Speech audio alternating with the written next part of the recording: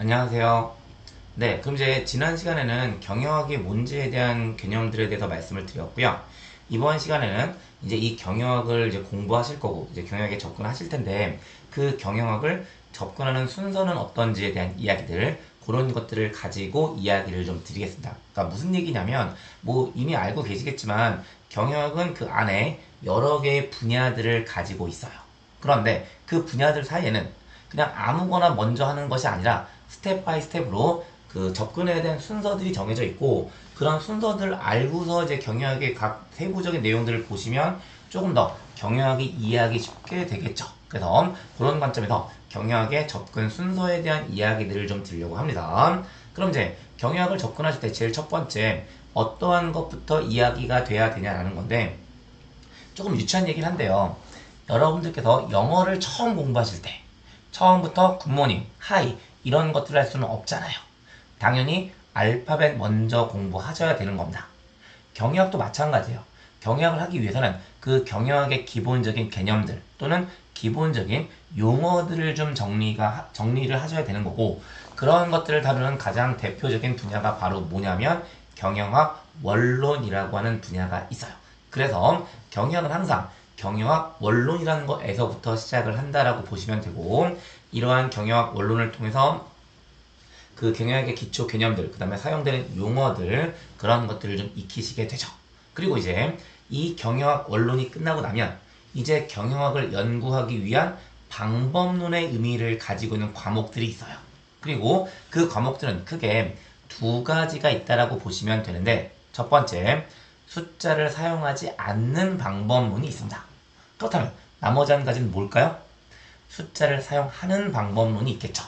그리고 숫자를 사용하지 않는 방법론의 의미를 가지고 있는 과목이 조직 행동론이라고 하는 과목이 있어요. 그래서 조직 행동론이라는 과목을 공부하시는 거고요. 그럼 나머지 한 가지 숫자를 사용하는 방법론의 의미를 가지고 있는 과목이 있을 텐데, 그러한 과목이 경영과학이라고 이야기하는 과목이 되는 겁니다.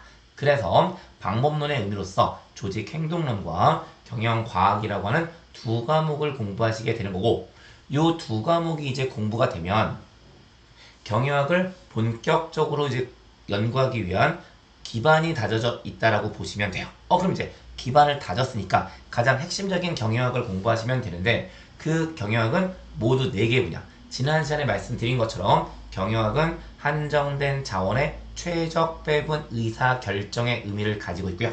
그런 한정된 자원이라는 관점에서 원자재, 재무적 자원 또는 자본, 인적 자원, 상품이라는 자원들에 대해서 이야기하는 거고, 그런 것들이 각각 생산관리 또는 생산 운영관리, 그 다음에 재무관리, 인적 자원관리 또는 인사관리, 마케팅이라고 이야기하는 4개의 분야가 있는 거고요. 이 4개의 분야를 공부를 하시는 거예요.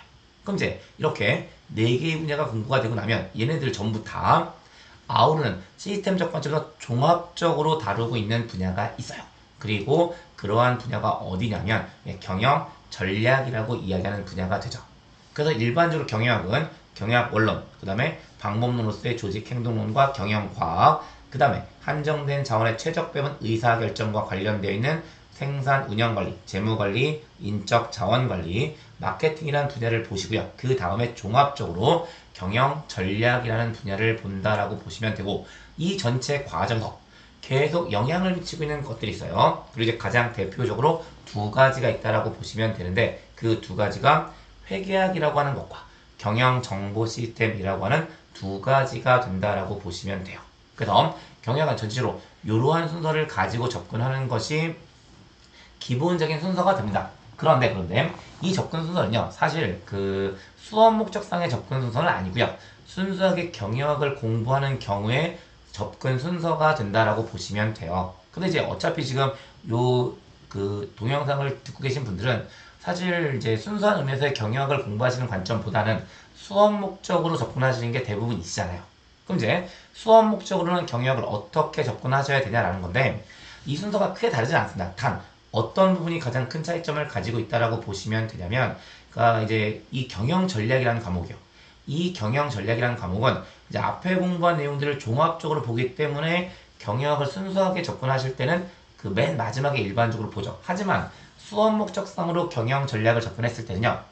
그 수업 목적상으로 경영 전략에 대한 것들이 출제가 되는 것들을 보면 그렇게 고차원적인 내용들이 출제가 되진 않습니다. 그냥 경영 전략 안에서 기본적인 개념들, 그 다음에 경영 전략에 사용되는 여러 가지 분석 도구들, 그 다음에 전략의 형태들, 뭐 이런 것들을 주로 이제 시험에서 물어보다 보니까 굳이 경영 전략을 맨 뒤에 빼서 보지 않으셔도 돼요.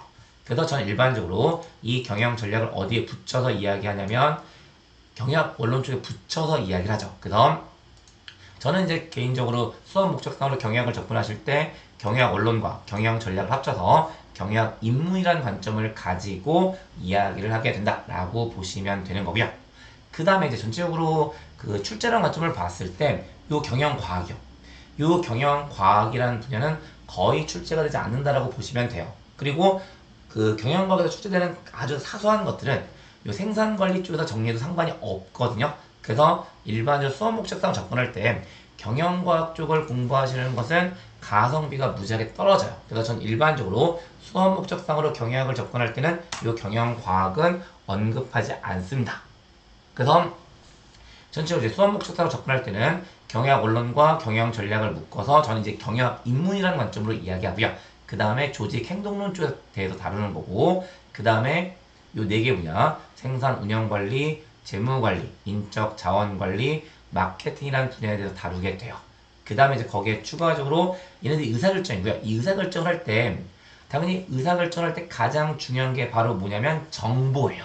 그리고 그 정보를 제공해주는 역할을 담당하는 가장 대표적인 분야가 두 가지가 되는 거고 그 두 가지가 회계학과 경영정보 시스템이라는 것이 있게 되는 거고요. 그래서 여기에 그러니까 요 네 가지 추가적으로 회계학과 경영정보 시스템을 다루게 되는데 그 일반적으로 이제 경영학 관점에서 요 회계학은요 별도로 취급되는 경우도 생각보다 있어요. 그다음 여러분들이 시험 목적으로 경영학을 준비하실 때 회계학이 포함되어 있는 경우도 있고 회계학이 포함되지 않고 회계학은 별도의 독립된 과목으로 다루는 경우도 있으니까 그런 것들을 좀 염두에 두고 회계학은 접근하시면 되고 그 다음에 경영정보 시스템은 역시 이제 경영의 한 분야로 보시면 되는데 상대적으로 이제 수업 목적상으로 갔을 때 출제 비중이 크지는 않습니다. 그래서 이 경영정보 시스템이라는 것은 상황에 맞게끔 뭐 공부를 하셔도 되고 그렇지 않아도 되고 하는 형태의 의미들을 가지고 있죠. 그래서 그 수업 목적상으로 접근했을 때 가장 기본적인 경영학의 범위는 경영학 원론, 경영 전략, 조직 행동론, 생산 운영 관리, 재무 관리, 인적 자원 관리, 마케팅이 가장 핵심적인 내용들이라고 보시면 되고 상황에 따라서 회계학이 추가되거나 경영 정보 시스템이 추가되는 경우 그런 경우들이 가장 대표적인 경우가 된다라고 보시면 되세요. 그리고 그렇게 말씀드리면 경영학을 어떻게 접근하셔야 되는지 수업 목적상으로 경영학을 어떻게 접근하셔야 되는지 그런 것들에 대한 이야기를 드렸고요. 이번 시간은 그런 이야기들을 가지고 마무리 짓도록 할 거고 이제 다음 시간에 또 다른 주제들을 가지고 이야기들을 좀 해보도록 하겠습니다. 네, 수고하셨습니다.